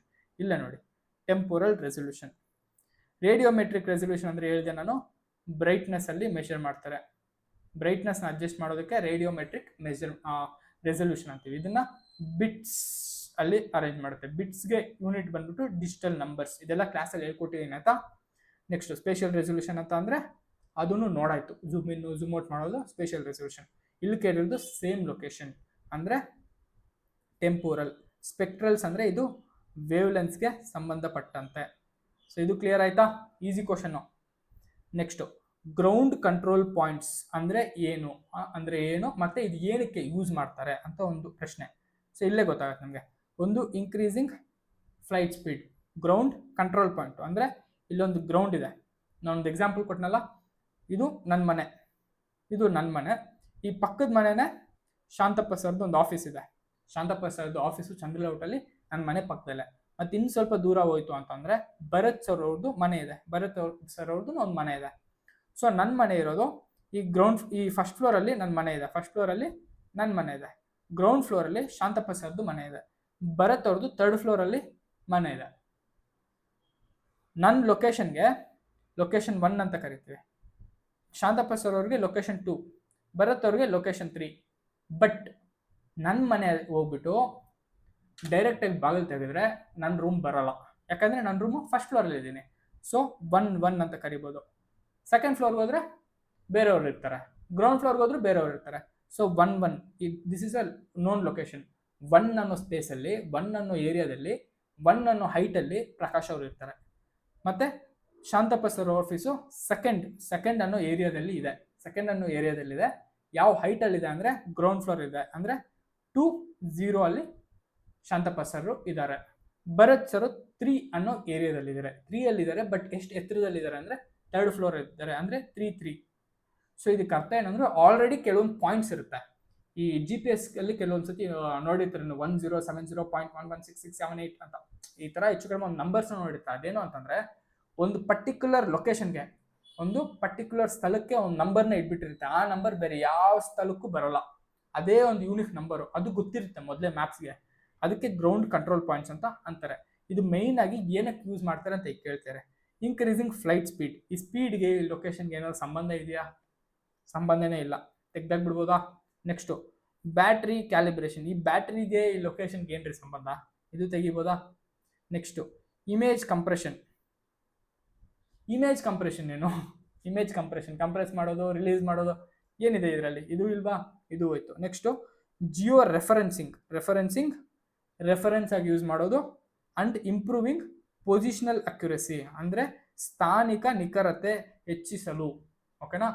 ಅಂದರೆ ಜಿಯೋ ರೆಫರೆನ್ಸ್ ಆಗಿ ನಾನು ಇಲ್ಲಿದ್ದೀನಿ ಅಲ್ಲಿದ್ದೀನಿ ಅಂತ ತಿಳ್ಕೊಳ್ಳೋಕ್ಕೆ ಇದನ್ನ ಯೂಸ್ ಮಾಡ್ತಾರೆ, ಗ್ರೌಂಡ್ ಕಂಟ್ರೋಲ್ ಪಾಯಿಂಟ್ಸ್. ಅರ್ಥ ಆಯ್ತಾ? Option B is the right answer. Next structure from motion technique primarily generates what ಅಂತ. ಅಂದರೆ ಸ್ಟ್ರಕ್ಚರ್ ಫ್ರಮ್ ಮೋಷನ್ ಇದೊಂದು ನೋಡಿದ್ರಲ್ಲ, ಇದೊಂದು ಸ್ಟ್ರಕ್ಚರ್ ಫ್ರಮ್ ಮೋಷನ್, ಇದೊಂದು ಡಿವೈಸ್ ಆಫ್ ಸಾಫ್ಟ್ವೇರ್ ಅಂತ ಹೇಳ್ಬೋದು. ಈ ತಂತ್ರಜ್ಞಾನವನ್ನು ಮುಖ್ಯವಾಗಿ ಯಾವುದನ್ನು ಉತ್ಪಾದಿಸುತ್ತದೆ ಅಂತ ಕ್ವಶನ್ನು. ಸೊ ಒಂದು ಬಂದ್ಬಿಟ್ಟು ಕೌಂಟರ್ಸ್, ಡೈರೆಕ್ಟ್ಲಿ ಕೌಂಟರ್ಸ್ ಅಂದರೆ ಎಲಿವೇಶನ್ನು, ಹೆಚ್ಚು ಕಡಿಮೆ ಎಲಿವೇಶನ್ನು. ಕೌಂಟರ್ಸ್ ಎಷ್ಟು ಹೈಟಲ್ಲಿದೆ, ಎಷ್ಟು ಡೆಪ್ತಲ್ಲಿದೆ, ಇದು ಕೌಂಟರ್ಸ್, ಇದು ಎಲಿವೇಶನ್. ಇದು ಕೇಳ್ತಿರೋ surface from motion, structure from motion. Structure ಅಂದರೆ ಆಕಾರ, ಶೇಪು, ಸ್ಟ್ರಕ್ಚರ್ ಕೇಳ್ತಿರೋದು, ಹೈಟ್ ಕೇಳ್ತಿಲ್ಲ. ಸೊ ಇದು ಇಲ್ವಾ? ನೆಕ್ಸ್ಟು ಸ್ಯಾಟಲೈಟ್ ಆರ್ಬಿಟ್, ಇದು ಭೂಮಿ ಸುತ್ತ ಇದೊಂದು ಸ್ಯಾಟಲೈಟ್ ಇದೆ, ಇದು ತಿರುಗ್ತಾ ಇದೆ. ಇದು ಯಾವ ಆರ್ಬಿಟ್ಟು? ಇದಕ್ಕೆ ಏನಾದ್ರು ಸಂಬಂಧ ಇದೆಯಾ? ಇಲ್ಲವೇ ಇಲ್ಲ. ನೆಕ್ಸ್ಟು ಸ್ಪೆಕ್ಟ್ರಲ್ ಸಿಗ್ನೇಚರ್, ನಾನು ಹೇಳಿದ್ದೀನಿ ಸ್ಪೆಕ್ಟ್ರಲ್ ಸಿಗ್ನೇಚರ್ ಅಂತ ಅಂದರೆ ಎವ್ರಿ ವಿದ್ಯುತ್ ಕಾಂತಿಯ ಸುಮಾರು ಲೈಟ್ಸ್ ಇರುತ್ತೆ, ಸುಮಾರು ವೇವ್ಲೆನ್ಸ್ ಇರುತ್ತೆ. ಎಲ್ಲ ವೇವ್ಲೆಂತ್ಗೂ ಎಲ್ಲ ಲೈಟ್ಗೂ ಅದಕ್ಕೆ ಆಗಂತಿರೋ ಒಂದು ಸಿಗ್ನೇಚರ್ ಮಾರ್ಕ್ ಇರುತ್ತೆ, ಯೂನಿಕ್ ಆಗಿರುತ್ತೆ. ಅದಕ್ಕೆ ಸ್ಪೆಕ್ಟ್ರಲ್ ಸಿಗ್ನೇಚರ್ ಅಂತಾರೆ. ಬಟ್ ಇಲ್ಲಿರೋದು ಆಕಾರ, ಶೇಪು ಈ ಥರ ಸರ್, ಇದು ಲೆಕ್ಕಕ್ಕೆ ಬರಲ್ಲ, ಇದೂ ಸಂಬಂಧಪಟ್ಟಿದ್ದಲ್ಲ. Next point cloud from overlapping images. Last option tick ಮಾಡಿಬಿಡ್ತೀರ, ಅದು ಎಲಿಮಿನೇಷನ್ ನಿಮ್ಗೆ ಗೊತ್ತಿರುತ್ತೆ. ಬಟ್ ಹೆಂಗೆ ಇದು ಅಂತಲೂ ತಿಳ್ಕೊಳ್ಳೋಣ. Point cloud from overlapping images ಅಂತ ಅಂದರೆ ನಾನು ಹೇಳಿದೆ 3D ಇಮೇಜ್ ಬರಬೇಕಂದ್ರೆ ಈ ಥರ ಸ್ಟೀರಿಯೋ ಪೇರ್ಸ್ ಅಂತ ಇರುತ್ತೆ. ಈ ಎರಡು ಒಂದು ಪೇರು, ಈ ಎರಡು ಒಂದು ಪೇರು ಸ್ಟೀರಿಯೋ ಪೇರ್ಸ್ ಇರುತ್ತೆ. ಈ ಓವರ್ಲ್ಯಾಪ್ ಆಗಿರುತ್ತಲ್ಲ, ಈ ಓವರ್ಲ್ಯಾಪಲ್ಲಿ ಪಾಯಿಂಟ್ಸ್ ತೆಗೆಯುತ್ತೆ, ಪಾಯಿಂಟ್ ಈ ಥರ ಪಾಯಿಂಟ್ಸ್ನ ಹಿಡಿಯುತ್ತೆ. ಒಂದೊಂದು ಪಾಯಿಂಟು ಒಂದೊಂದು 3D ಇಮೇಜ್ ಆಗಿರುತ್ತೆ. ಅಂದರೆ ಅದಕ್ಕೊಂದು ಎಕ್ಸ್ ಆಕ್ಸಿಸು, ವೈ ಆಕ್ಸಿಸ್, ಈ ಥರ ವೈ ಆಕ್ಸಿಸು, ಎಕ್ಸ್ ಆಕ್ಸಿಸು, ಇದು Y axis, X axis, Z axis, ಈ ಥರ 3 ಆಕ್ಸಿಸ್ ಇರುತ್ತೆ. ಇದು ಒಂದು 3D ಇಮೇಜ್ ಆಗಿರುತ್ತೆ. ಒಂದೊಂದು ಪಾಯಿಂಟು ಒಂದೊಂದು 3D ಇಮೇಜ್ ಆಗಿರುತ್ತೆ. ಸೊ ಅದನ್ನ ಯೂಸ್ ಮಾಡ್ಕೊಳ್ಳೋದಕ್ಕೆ, ಅದನ್ನ ಜನರೇಟ್ ಮಾಡೋದಕ್ಕೆ ಸ್ಟ್ರಕ್ಚರ್ ಫ್ರಮ್ ಮೋಷನ್ನ ಯೂಸ್ ಮಾಡ್ತಾರೆ. ಅರ್ಥ ಆಯ್ತಾ?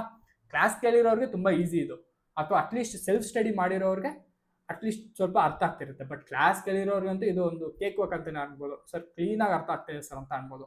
ಕ್ಲಾಸ್ ಕೇಳಬೇಕು ಅಂದರೆ ಓಕೆ, ಕೆಲವ್ರು ಅದನ್ನು ಕೇಳ್ತಾರೆ ಸರ್ ಕ್ಲಾಸ್ ಹೆಂಗೆ ಕೇಳೋದು ಅಂತ, ಅವ್ರಿಗೂ ಸ್ವಲ್ಪ ಡೀಟೇಲ್ಸ್ ಕೇಳ್ಬಿಡೋಣ ಆಯಿತಾ.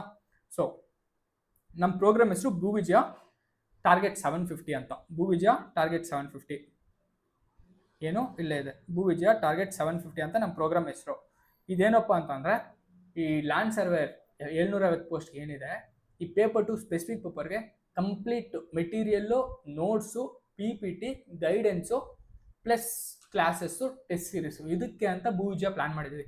ಬಟ್ ಇದರಲ್ಲಿ ಕೆಲವರು ಸರ್ ನಾನೆಲ್ಲ ಓದಿದ್ದೀನಿ, ಬರೀ ಮಾಡರ್ನ್ ಸರ್ವೇಯಿಂಗ್ ಮೆಥಡ್ಸ್ ಅಷ್ಟೇ ಓದಿಲ್ಲ, ಅದ್ರ ಜೊತೆಗೆ ಸ್ವಲ್ಪ ಫಿಸಿಕ್ಸ್ ಅಷ್ಟೇ ಬೇಕಿತ್ತು ಅನ್ನೋರಿಗೆ ಭೂವಿಜಯ 1 2 ಸಬ್ಜೆಕ್ಟ್ ಇರುತ್ತೆ, ವಿತ್ ನೋಟ್ಸ್ ಕೊಡ್ತೀವಿ, 1000 ರೂಪಾಯಿ ಆಗುತ್ತೆ. ಭೂವಿಜಯ 2 ಏನು ಅಂತಂದರೆ, ಭೂವಿಜಯ 2 ಇಲ್ಲಿ ನೀವು ನೋಡ್ತೀರಾ, ಭೂವಿಜಯ 2 ಏನು ಅಂತಂದರೆ ಎಲ್ಲ ಸಬ್ಜೆಕ್ಟ್ಸು ಅಂದರೆ 5 ಸಬ್ಜೆಕ್ಟು 100% ಸಿಲೆಬಸ್ನ ಕವರ್ ಮಾಡಿ, ನೋಟ್ಸು, PPT, ನಿಮಗೆ ಒಂದು ಅಪ್ರೋಚು ಪ್ಲಸ್ ಈ ಡಿಸ್ಕಷನ್ಸು, ಎಲ್ಲ ಕ್ಲಾಸಸ್ಸು ಡಿಸ್ಕಷನ್ಸು ರೆಕಾರ್ಡೆಡ್ ಶಾಂತ ಮಾರ್ಗ ಆ್ಯಪಲ್ಲಿ ಇರುತ್ತೆ. ಇದಕ್ಕೆ 2000 ಚಾರ್ಜ್ ಆಗುತ್ತೆ. ಸೊ ಲಾಸ್ಟ್ ಒನ್ ಇಸ್ ಭೂವಿಜಯ 3, ಇದೇ ಬ್ರಹ್ಮಾಸ್ತ್ರ. ಎಲ್ಲದಕ್ಕೂ ಬ್ರಹ್ಮಾಸ್ತ್ರ ಭೂವಿಜಯ 3ನೇ. ಇದರಲ್ಲಿ ಏನಪ್ಪ ಅಂತಂದರೆ ಎಲ್ಲ ಸಬ್ಜೆಕ್ಟ್ಸ್ಗೂ ನಿಮಗೆ ಕ್ಲಾಸ್ ಮಾಡ್ತೀವಿ, ಡೈಲಿ ಕ್ಲಾಸ್ ಮಾಡಿ ಆಗಸ್ಟ್ 31 ಕಂಪ್ಲೀಟ್ ಮಾಡ್ಕೊಡ್ತೀವಿ. ಏನಕ್ಕಪ್ಪ ಅಷ್ಟು ಅರ್ಜೆಂಟಾಗಿ, ಏನಕ್ಕೆ ಸರ್ ಅಷ್ಟು ಅರ್ಜೆಂಟಾಗಿ ಅಂದರೆ, ಎಕ್ಸಾಮ್ ಯಾವಾಗ್ರಿ? ಅಕ್ಟೋಬರ್ 3.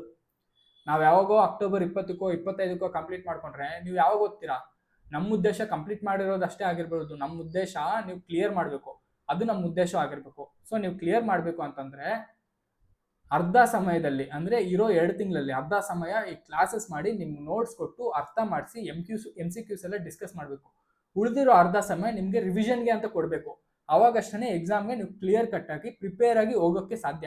ಸೊ ನೀವು ಕ್ಲಿಯರ್ ಮಾಡಬೇಕು ಅಂತ ಉದ್ದೇಶದಲ್ಲಿ ಆಗಸ್ಟ್ 31 ಕಂಪ್ಲೀಟ್ ಮಾಡೋಕ್ಕೆ ಟ್ರೈ ಮಾಡ್ತೀವಿ. ಸೊ ಈ ಭೂವಿಜಯ 3 ಏನು ಅಂದರೆ ಎಲ್ಲ ಸ್ಪೆಸಿಫಿಕ್ ಸಬ್ಜೆಕ್ಟ್ಸ್ 5 ಸಬ್ಜೆಕ್ಟ್ಸ್ಗೆ ಕ್ಲೀನಾಗಿ ಡಿಸ್ಕಸ್ ಮಾಡಿ ಅದಕ್ಕಾಗಿರೋ ನೋಟ್ಸು. ಸೊ ಇವಾಗ ಏನು PPT, PDF ಎಲ್ಲ ಇದೆ, ಅದೆಲ್ಲನೂ ಆ್ಯಪಲ್ಲೇ ಅಪ್ಲೋಡ್ ಮಾಡ್ತೀವಿ.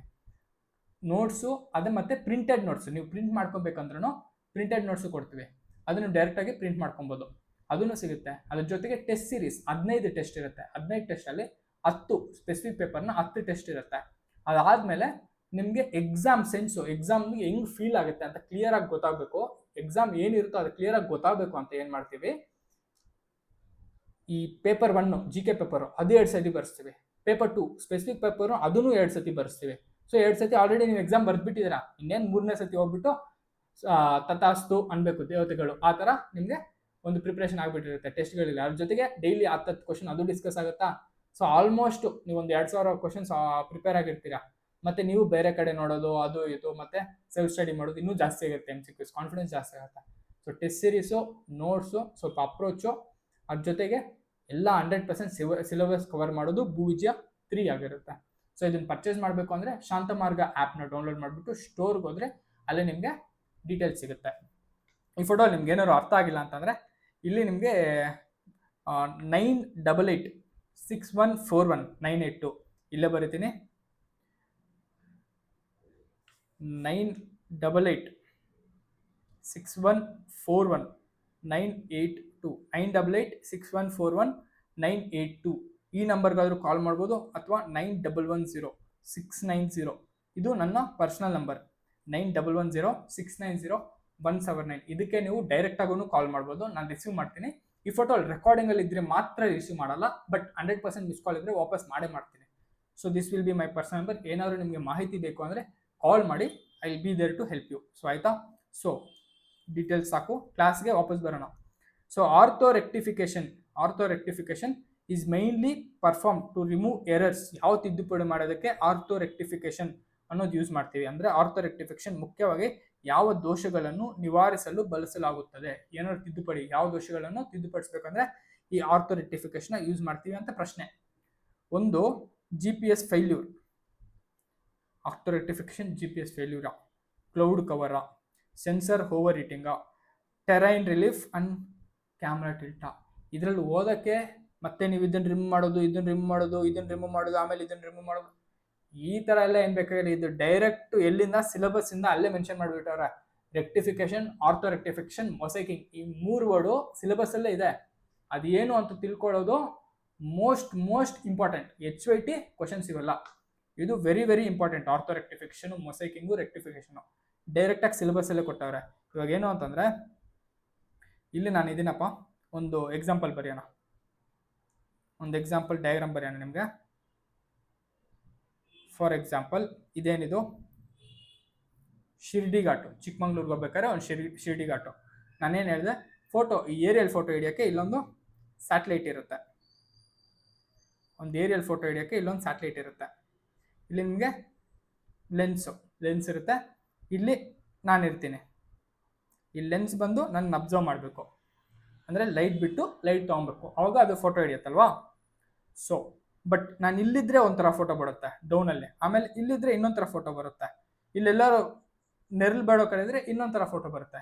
ಅಂದರೆ ಎಲಿವೇಶನ್, ಆ ಎತ್ತರ ಮೇಲೆ ಫೋಟೋ ಒಂದು ಡಿಸ್ಟರ್ಬ್ ಆಗುತ್ತೆ.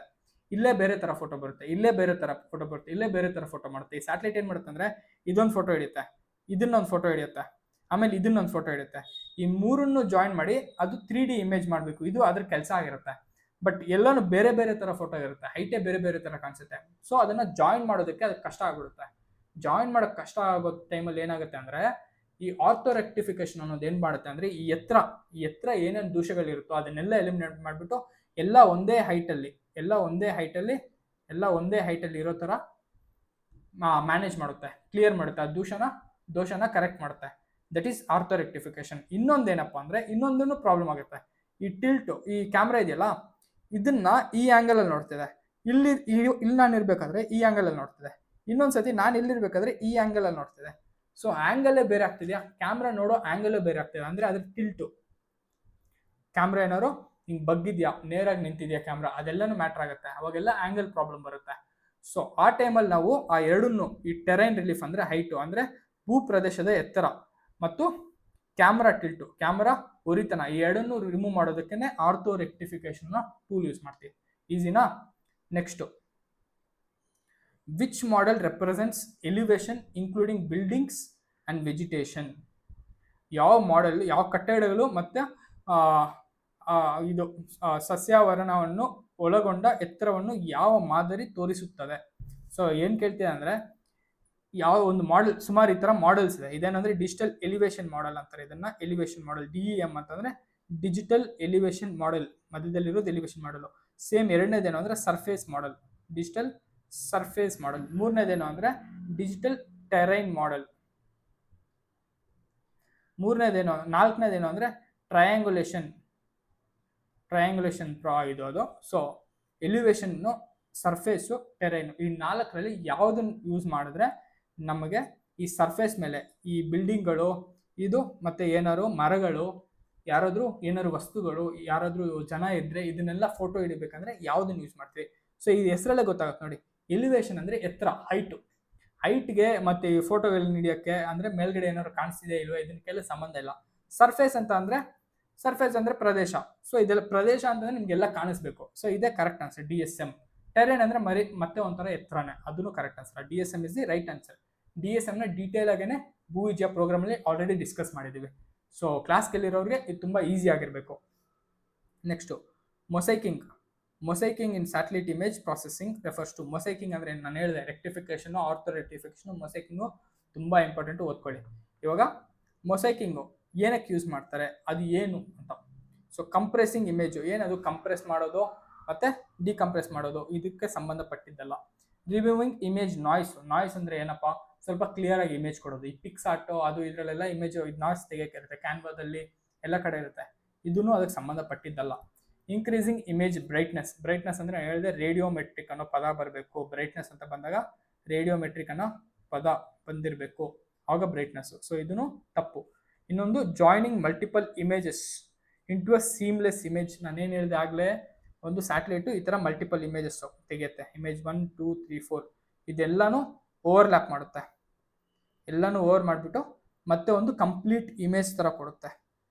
ಈ ಪ್ಯಾನೋರಮಾ ಮೋಡ್ ನೋಡಿರ್ತಿರಲ್ಲ ಎಕ್ಸಾಮಲ್ಲಿ, ಇದು ಫೋನಲ್ಲಿ, ಅಂದರೆ ಪ್ಯಾನೋರಮಾ ಮೋಡ್ ಅಂದರೆ ಪೂರ್ತಿ ಹಿಂಗೆ ಮೊಬೈಲು ಪೂರ್ತಿ ಈ ಕಡೆಯಿಂದ ಈ ಕಡೆ ಹಿಂಗೆ ಸ್ಲೈಡ್ ಮಾಡಿದಾಗ ಏನು ಮಾಡುತ್ತೆ, ದೊಡ್ಡ ಪ್ರದೇಶನ ಅದೇ ಒಂದು 10 ಫೋಟೋ ತಗೊಂಡು ಒಳಗಿಟ್ಕೊಂಡು ಎಲ್ಲದನ್ನು ಜಾಯಿನ್ ಮಾಡಿಬಿಟ್ಟು ನಿಮಗೆ ಒಂದು ದೊಡ್ಡ ಫೋಟೋ ಥರ ಕೊಡುತ್ತೆ.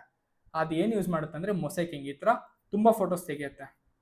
ತುಂಬ ಫೋಟೋಸ್ ತಗೊಂಡು ಅದನ್ನೆಲ್ಲ ಜಾಯಿನ್ ಮಾಡಿಬಿಟ್ಟು ಒಂದು ದೊಡ್ಡ ಫೋಟೋ ಥರ ಕೊಡುತ್ತೆ. ದಟ್ ಈಸ್ ಅವಾಗ ಯೂಸ್ ಮಾಡೋ ಟೂಲ್ ಏನು ಅಂದರೆ ಅದು ಕ್ಯಾಮ್ರಾ ಏನು ಯೂಸ್ ಮಾಡುತ್ತೆ ಅಂದರೆ ಮೊಸೈಕಿಂಗ್ ಅನ್ನೋ ಟೂಲು. ಅರ್ಥ ಆಯ್ತಾ? Option B is a right answer. ಅಂದರೆ ಅನೇಕ ಚಿತ್ರಗಳನ್ನು ಒಂದೇ ನಿರಂತರ ಚಿತ್ರವಾಗಿ ಜೋಡಿಸುವುದಕ್ಕೆ ಮೊಸೈಕಿಂಗ್ನ ಯೂಸ್ ಮಾಡ್ತೀವಿ. Next, which software is widely used for, ಅಂದರೆ ಯಾವ ಸಾಫ್ಟ್ವೇರು ತುಂಬ ಹೆಚ್ಚಾಗಿ ಈ cloud based large scale satellite image ಅನಾಲಿಸಿಸ್ಗೆ ಯೂಸ್ ಆಗುತ್ತೆ. ಅಂದರೆ ಕ್ಲೌಡ್ ಆಧಾರಿತ ದೊಡ್ಡ ಪ್ರಮಾಣದ ಉಪಗ್ರಹ ಚಿತ್ರ ವಿಶ್ಲೇಷಣೆಗೆ ವ್ಯಾಪಕವಾಗಿ ಬಳಸುವ ಸಾಫ್ಟ್ವೇರ್ ಯಾವುದು? ಯಾವ ಸಾಫ್ಟ್ವೇರ್? ಈ ಸಾಫ್ಟ್ವೇರ್ ಸ್ಯಾಟಲೈಟ್ ಇಮೇಜಸ್ ಇರುತ್ತಲ್ಲ, ಆ ಸ್ಯಾಟಲೈಟ್ ಇಮೇಜಸ್ನೆಲ್ಲ ಸ್ಟೋರ್ ಮಾಡಬೇಕು, ಅಂದರೆ ಡೇಟಾ ಮಾಡಿಬಿಟ್ಟು ಅಲ್ಲಿ ಸ್ಟೋರ್ ಮಾಡಬೇಕು. ಸ್ಟೋರ್ ಮಾಡೋದಕ್ಕೆ ಕ್ಲೌಡ್ ಸರ್ವಿಸ್ ಅಂದರೆ ಆ ಡೇಟಾನೆಲ್ಲ ಸ್ಟೋರ್ ಮಾಡುತ್ತೆ. ಈಗ Jio cloud, Amazon cloud, Google cloud ಅಂತ ಇದೆ. ಸೊ ಅವೆಲ್ಲ ಏನು ಮಾಡುತ್ತೆ ಅಂದರೆ ನಮ್ಮೆಲ್ಲ ಡೇಟಾನ ತೊಗೊಂಡೋಗಿ ಒಂದು ಕಡೆ ಸ್ಟೋರ್ ಮಾಡುತ್ತೆ. ಸೊ ದಟ್ ಆ ಡೇಟಾ ನಾವು ಕಳ್ಕೊಳ್ಳಲ್ಲ. ಅದು ಕ್ಲೌಡ್ ಸರ್ವಿಸು. ಸೊ ಆ ಥರ ಸ್ಯಾಟಲೈಟ್ ಇಮೇಜಸ್ಗೆ ಕ್ಲೌಡ್ ಸರ್ವಿಸ್ ಕೊಡೋ ಒಂದು ಸಾಫ್ಟ್ವೇರ್ ಯಾವುದಪ್ಪ ಅಂತ ಕೇಳ್ತಾರೆ. ಆಟೋಕ್ಯಾಡ್ ಅಂದರೆ ಏನು? 3D ಇಮೇಜಸ್ನ ಕ್ರಿಯೇಟ್ ಮಾಡೋದಕ್ಕೆ ಆಟೋಕ್ಯಾಡ್ ಯೂಸ್ ಮಾಡ್ತೀವಿ. ಆಟೋಕ್ಯಾಡು ಈ ಥರ ಇಮೇಜಸ್ ಕ್ರಿಯೇಟ್ ಮಾಡೋದಕ್ಕೆ ಯೂಸ್ ಮಾಡಿರ್ತೀವಿ. ಎಕ್ಸೆಲ್ ಶೀಟ್ಸ್ ಅಂದರೆ ಏನು? ಈ ಸ್ಪ್ರೆಡ್ ಶೀಟ್ ಎಲ್ಲ ಯೂಸ್ ಮಾಡೋದಕ್ಕೆ MS ಎಕ್ಸೆಲ್ ಯೂಸ್ ಮಾಡ್ತೀವಿ. ಸೊ ಇದೂ ಸ್ಟೋರ್ ಮಾಡೋಕ್ಕಲ್ಲ, ಇದೂ ಇಮೇಜ್ ಸ್ಟೋರ್ ಮಾಡೋಕ್ಕಲ್ಲ. ಸ್ಕೆಚಪ್ ಅಂದ್ರೂ 3D ಮಾಡೆಲ್ಸ್ ಯೂಸ್ ಮಾಡೋಕ್ಕೆ ಸ್ಕೆಚಪ್ ಮಾಡ್ತೀವಿ. ನೆಕ್ಸ್ಟು, ಗೂಗಲ್ ಅರ್ತ್ ಇಂಜಿನ್ ಸ್ವಲ್ಪ ಡಿಫ್ರೆಂಟ್ ಆಗಿದೆ. ಏನಕ್ಕೆ ಅಂದರೆ ಗೂಗಲ್ ಅರ್ತ್ ಇಂಜಿನ್ ಏನು ಮಾಡುತ್ತೆ ಅಂದರೆ ಸ್ಯಾಟಲೈಟ್ ಇಮೇಜ್ನ ಸ್ಟೋರ್ ಮಾಡೋಕ್ಕೆ ಒಂದು ಸಾಫ್ಟ್ವೇರು. ಸೊ ಇವತ್ತಿನ 10 ಕ್ವಶನ್ಸು ಸ್ವಲ್ಪ ಕಂಪ್ಲೀಟ್ ಆಯಿತು. ಕ್ಲಾಸ್ ಕೇಳಿರೋರಿಗೆ, ಅದು ನಮ್ಮ ಹತ್ರನೇ ಅಂತಲ್ಲ, ಎಲ್ಲಾದರೂ ಕ್ಲಾಸ್ ಕೇಳಿರೋರಿಗೆ ಇದು ಸ್ವಲ್ಪ ಈಸಿ ಅಂತ ಅನ್ಸಿರ್ಬೋದು. ಏನಿನ್ನೊಂದು 10% ಅಥವಾ 20% ಸ್ವಲ್ಪ ಕಷ್ಟ ಅನ್ಸಿರ್ಬೋದು. ಯಾಕಂದರೆ ಕ್ಲಾಸಲ್ಲಿ ನೀವು ಕಾನ್ಸೆಪ್ಟ್ಸ್ ಕಲಿತೀರಾ, ಬಟ್ ಕಾನ್ಸೆಪ್ಟ್ಸ್ ಕಲಿತ್ಬಿಟ್ರೆ ಅಷ್ಟೇ ಎಕ್ಸಾಮ್ ಬರೆಯೋಕ್ಕಾಗಲ್ಲ. ಅದನ್ನು ಹೆಂಗೆ ಉಪಯೋಗಿಸ್ಕೊಬೇಕು, ಇದು ವೆರಿ ವೆರಿ ಇಂಪಾರ್ಟೆಂಟ್. ಉಪಯೋಗಿಸ್ಕೊಳ್ಳೋದು ವೆರಿ ವೆರಿ ಇಂಪಾರ್ಟೆಂಟ್. ಹೆಂಗೆ ಉಪಯೋಗಿಸ್ಕೊಬೇಕು ಅಂದರೆ ಈ ಥರ ಎಲಿಮಿನೇಷನ್ ಟೆಕ್ನಿಕ್ಕು, ಯಾವ್ದು ಕರೆಕ್ಟ್ ಇರ್ಬೋದು, ಯಾವ್ದು ತಪ್ಪಿರ್ಬೋದು, ಇದನ್ನೆಲ್ಲ ಯೂಸ್ ಮಾಡ್ಕೊಳ್ಳೋದಕ್ಕೆ ನಾವು ಈ ಥರ ಮೆಥಡ್ಸ್ನ ಯೂಸ್ ಮಾಡ್ಕೊಬೇಕಾಗುತ್ತೆ. ಸೊ ಬೇರೆ ಕ್ಲಾಸ್ ಕೇಳಿರೋರ್ಗೂ ಇದು ಹೆಲ್ಪ್ಫುಲ್ ಆಗಿರುತ್ತೆ. ದಯವಿಟ್ಟು ಫಾಲೋ ಮಾಡಿ. ಯಾರ್ಯಾರು ಕ್ಲಾಸ್ ಕೇಳಿದ್ರು ಅವ್ರಿಗೆ ಈಸಿ ಆಗಿರುತ್ತೆ. ಎಸ್ಪೆಷಲಿ ನನ್ನ ಸ್ಟೂಡೆಂಟ್ಸ್ಗೆ ತುಂಬಾ ಈಸಿ ಆಗಿರುತ್ತೆ. ಅವ್ರು ಆಬ್ವಿಯಸ್ಲಿ ಅವ್ರು ಕಾಲ್ ಮಾಡಿ ಹೇಳ್ತಾರೆ, ಸರ್ ಕ್ಲಾಸ್ ಕೇಳಿರೋದಕ್ಕೆ ಸಾಲ್ವ್ ಮಾಡೋದಕ್ಕೆ. ಈ 10 ಕ್ವಶನಲ್ಲಿ ಏನಪ್ಪ, 10 ಕ್ವಶನಲ್ಲಿ ಒಂದು 5 ಕ್ವಶನ್ ಆದರೂ ಸಿಂಪಲ್ ಆಗಿ ಕ್ಲಾಸ್ ಕೇಳಿರೋರು ಸಾಲ್ವ್ ಮಾಡೋಕ್ಕಾಗ್ತಿದೆಯಾ? ಓದ್ಕೊಂಡು ಸ್ವಲ್ಪ 2-3 ಸತಿ ರಿವೈಸ್ ಮಾಡಿರೋರಿಗೆ ಒಂದು 7 ಕ್ವಶನ್ ಸಾಲ್ವ್ ಮಾಡೋಕ್ಕೆ ಆರಾಮಾಗುತ್ತಾ? ಈ ಥರ ಸಾಲ್ವ್ ಮಾಡ್ಕೊಂಡ ಹೋದರೆ ಅದು 7-8 ಆಗುತ್ತೆ, 8-9 ಆಗುತ್ತೆ. ನಮ್ಮ ಲಕ್ ಚೆನ್ನಾಗಿದ್ದು ನಮ್ಗೆ ಅಷ್ಟೇ ಧೈರ್ಯ, ಕಾನ್ಫಿಡೆನ್ಸ್ ಇದ್ದರೆ 10 ಕರೆಕ್ಟ್ ಮಾಡ್ಬೋದು. So this will be the end of this session. ಮತ್ತೆ ನಾಳೆ ಸಿಗೋಣ, ಇನ್ನೊಂದು 10 ಕ್ವಶನ್ ಸಾಲ್ವ್ ಮಾಡುತ್ತಾ ಮತ್ತೆ ನಾಳೆ ಮಾಡೋಣ. Thank you for Shantamarga, thank you for Shantappa sir ಈ ಆಪರ್ಚುನಿಟಿ ಕೊಟ್ಟಿದ್ದಂತೆಗೆ. ಮತ್ತು all the best for you people. ಏನೇ ಇದ್ರೂ ಡೈರೆಕ್ಟಾಗಿ ಕಾಂಟ್ಯಾಕ್ಟ್ ಮಾಡಿ. You can enquire the course details ಏನಾದರೂ ಇದ್ದರೆ ಕೇಳ್ಬೋದು, ಅಥವಾ ಜನರಲ್ ಡೌಟ್ಸು ಎಕ್ಸಾಮಿನೇಷನ್ ಬಗ್ಗೆ, ಸರ್ ಪೇಪರ್ 2 ಹೆಂಗೆ ಅಪ್ರೋಚ್ ಆಗಬೇಕು, ಅಥವಾ ಈ ಎಕ್ಸಾಮಿನೇಷನ್ ಬರಿಲ್ಲ, ಅಥವಾ BO ಅಂಡ್ ಬೇರೆ ಎಕ್ಸಾಮಿನೇಷನ್ ಬರಿಲ್ಲ, ಈ ಥರ ಏನಾದ್ರು ಒಂದು ಗೊಂದಲ ಇದೆ ಸರ್, ಯಾವ ಥರ ಏನು ಮಾಡಲಿ, ಈ ಥರ ಏನೋ ಜನರಲ್ ಡೌಟ್ಸ್ ಇದ್ರೂ ಕಾಲ್ ಮಾಡಿ. ನನ್ನ ಖುಷಿ ಏನು ಅಂತಂದರೆ ನೀವು ಕ್ಲಿಯರ್ ಮಾಡಿ ಆಫೀಸರ್ ಆಗ್ಬಿಟ್ಟು, ಸರ್ ನೀವು ಏನೋ ಒಂದು ಮಾಡಿದರೆ ಇನಿಷಿಯೇಟಿವ್, ಅದು ಇದರ್ ಕ್ಲಾಸ್ ಇರ್ಬೋದು, ಅಥವಾ ಯೂಟ್ಯೂಬಲ್ಲಿ ಈ ಥರ ಫ್ರೀ ಇನಿಷಿಯೇಟಿವ್ ಇರ್ಬೋದು, ಅಥವಾ ಎಕ್ಸಾಮ್ ಬಗ್ಗೆ ಒಂದು ಅವೇರ್ನೆಸ್ ಕ್ರಿಯೇಟ್ ಮಾಡೋದು. ನಾನು ಎಕ್ಸಾಮ್ ಅಪ್ಲೈ ಮಾಡ್ತಿರ್ಲಿಲ್ಲ, ನಿಮ್ಮ ವಿಡಿಯೋ ನೋಡ್ಬಿಟ್ಟು ಅಪ್ಲೈ ಮಾಡೋದು ಸರ್, ಇದರಿಂದ ನನಗೆ ಈ ಕೆಲಸ ಬಂತು ಸರ್ ಅಂತ ನಾನು ಕಿವಿಗೆ ಬಿದ್ದರೆ ಅದೇ ನಮ್ಮ ಖುಷಿಯಪ್ಪ. So all the best, clear ಮಾಡಿ. ಮತ್ತೆ ಸಿಗೋಣ ನಾಳೆ. Thank you for the opportunity. Bye bye, will meet you again. Signing off. ಇದು ರೆಡ್ಡಿ ಪ್ರಕಾಶ್.